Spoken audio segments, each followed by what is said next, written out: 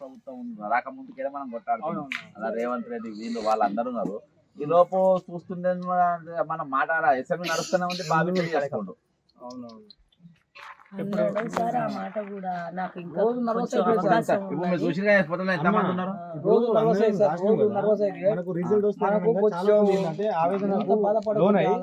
ఆలోచించలేకపోయారు ఇన్ని మార్పులు వచ్చిన ఎందుకు జాబ్ రాలేదు.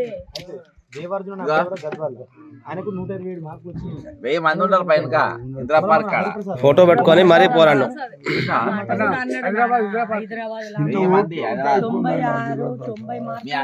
అందరికి తెలిసి ఇప్పుడు నాకు 110 మార్కులకు రాలేదని 5 లక్షల మందికి తెలిసి ఇప్పుడు స్టేట్ మొత్తం ఉన్నటువంటి 123 మార్కులు కూడా నాకు కూడా జాబ్ రాలే. 125 126 మార్కులు వచ్చిన జాబ్ రాలే. ఇప్పుడు మనకి జాబ్ వచ్చు ఇంకొంచెం వెయిట్ అయితే అరే తొందర పడుతుంది. నేను తెలంగాణ బిడ్డలకు అదే చెప్తున్నా, తొందర పడద్దు. ఇప్పుడు నమ్మకం అవకాశం కొత్త గవర్నమెంట్ వచ్చినాక చేస్తానన్నదమ్మా, కొంచెం ఓపిక పడితే అయిపోయేది. ఆ పేపర్లు చూసి అదే అందరు బాగలేదు. వీళ్ళందరూ అదే మొన్న ఈయన కూర్చున్న రోజు పొద్దుగాలకి సాయంత్రం దాకా తిండి లేకుండా నేను కూడా కూర్చున్నా. సార్ మా కోసం నిరాహార దీక్ష చేశారు. ఎందుకంటే అలాంటి కుటుంబం మళ్ళీ ఇంకో కుటుంబం బలి కావద్దని చెప్పేసి ఫోన్ తో ఎప్పటికైనా కన్వీనియన్స్ చేసుకుంటే ఫోన్ 2 ఫోన్లు ఉంటాయి ఆయనకు, 2 ఫోన్లు ఖరాబ్ అయిపోయినాయి. అయితే రేపు ఫోన్ కొనుక్తా అంటే అమ్మాలి పని పోయి కూడా ఫోన్ కొనుక్కొచ్చుకునేటువంటి విషయం మీద చాలా స్టేట్మెంట్ ఇచ్చింది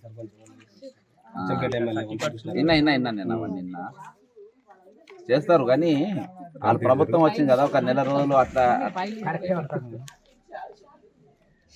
ఎంత డిగ్రీయా? పాలిటెక్నిక్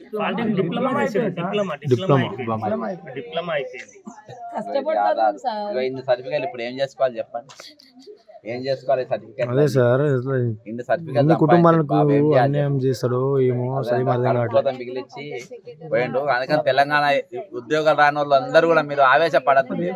ఈ జాబ్ రాకపోయినా ఇక్కడ ప్రైవేట్ కంపెనీలు ఉన్నా చేసుకొని బతికేటోళ్ళు. ఏదైనా చేస్తారు. ప్రైవేట్ కంపెనీలు ఉన్నా అన్ని ఉన్నా కూడా వాళ్ళకే జాబ్ ఇచ్చి అన్ని ఆయనకు ఆలోచన ఏముంది అని అంటే, బాబు అరే మా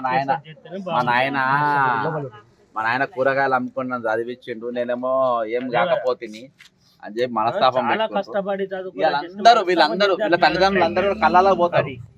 కళ్ళాల పోయి 200 రూపాయలు వస్తాయి, వీళ్ళు 100 రూపాయలు వీళ్ళు పంపుతాయి. వీళ్ళు హైదరాబాద్ ఉంటారు, ఒక్కొక్క రూమ్ లో 10 మంది ఉంటారు. వీళ్ళు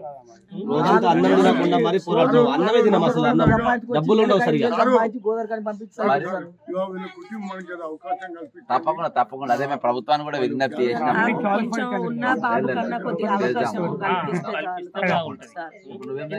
ఈయన కూడా ఎగ్జామ్ రాస్తే గవర్నమెంట్ దాంట్లో నంబర్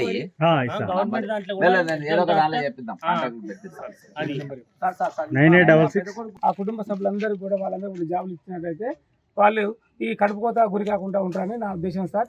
మీరు కూడా ఎవరైతే మనం ఆత్మహత్య చేసుకున్నారో వారి కుటుంబాన్ని కూడా ఆదుకోవాలని మనస్ఫూర్తిగా తప్పకుండా సార్. మా అమ్మ చిన్నప్పుడు చచ్చిపోయింది సార్, మా అమ్మ కూడా ఇట్లనే ఆత్మహత్య చేసుకుంది.